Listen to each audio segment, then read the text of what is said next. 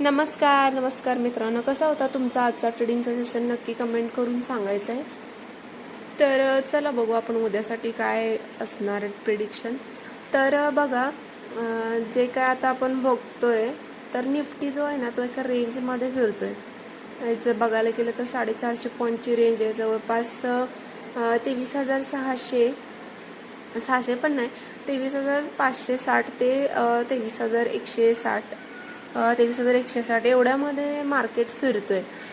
तर जोपर्यंत आहे ना मोठी मोमेंटम केव्हा येईल, जोपर्यंत ही काय 23,100ची लेवल खालच्या साईडला ब्रेक करणार नाही ना मार्केट, किंवा 150ची काय लेवल आहे ना ही खालच्या साईडला ब्रेक केला ना आपल्याला चांगला मोमेंटम बघायला भेटू शकतोय. जवळपास आपल्याला एक 300-400 पॉईंटचा मोमेंटम डाऊन साईडला भेटू शकतोय. अप साईडला बघायला गेला तर जोपर्यंत 23,600ची लेवल वरच्या साईडला ब्रेक होणार नाही तोपर्यंत नाही, 23,600 आणि 800 आणि 24,000 स्ट्रॉंग वरती आहेत. आणि ट्रेंड जर बघायला गेला तुम्ही तर ट्रेंड निगेटिव्ह आहे. तुम्ही बघू शकता EMI पण AMIच्या पण खाली आहे. मार्केटचं स्ट्रक्चर हे जे आहे ते पण मोठ्या टाइम फ्रेमवरती ते बेरिश आहे. आणि तुम्ही बघू शकता हे 1 2 3 कॅन्डल एकाच कॅन्डलमध्ये फिरतात. जवळपास 3 दिवस झाले मार्केट ह्या एकाच रेंजमध्ये फिरते. या रेंजचा ब्रेकआउट होणं खूप गरजेचं आहे. जोपर्यंत ह्या रेंजचा ब्रेकआउट होणार नाही ना, ही 1 2 3 ह्या कॅन्डल जोपर्यंत ह्या रेंजचा ब्रेकआउट होणार नाही तोपर्यंत आहे ना आपल्याला चांगला मोमेंटम जसा पाहिजे तसा आपल्याला बघायला भेटणार नाही. तर बघू आपण कसं काय उद्याच्या ट्रेडिंगच्या सेशनमध्ये होते. आपण बोललोच होतो की मार्केट आज थोडं साईडवेज वाटतंय, साईडवेज होऊ शकते असं आपण डिस्कशन केलेलं मागच्या व्हिडिओमध्ये. तर बघूया उद्यासाठी काय असणार आहे काय.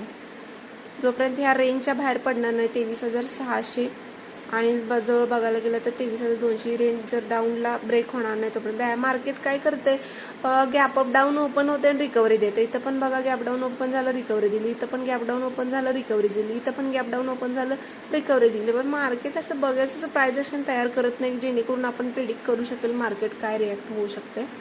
तर बँक निफ्टी काय असणार आहे हे पण आता आपण बघणार आहे.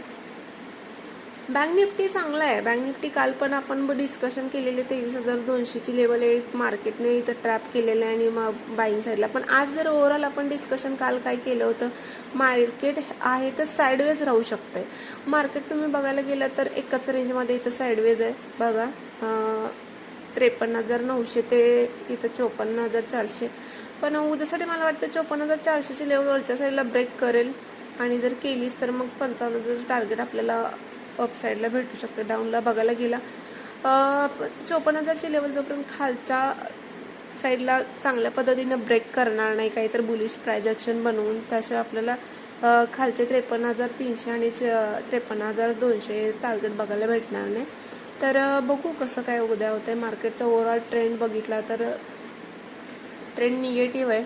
पण ह्या ज्या काही 3 कॅन्डल आहेत ह्या चांगल्या वाटत आहेत. पण मार्केट काय करतंय, गॅप डाऊन ओपनिंग होते आणि रिकव्हरी करते. इथं तुम्ही बघायला गेला तर जवळपास इथे पण मार्केटने तेच केलं, गॅप डाऊन ओपनिंग केली रिकव्हरी केली. इथे पण गॅप डाऊन ओपनिंग केली, सगळ्यांना ट्रॅप केलं, अगेन बाईंगला गेली. इथं पण डाऊन झाला, परत बाईंगला गेलं. म्हणजे मार्केट काय करते, डाऊनला येते रिकव्हरी करते सध्या.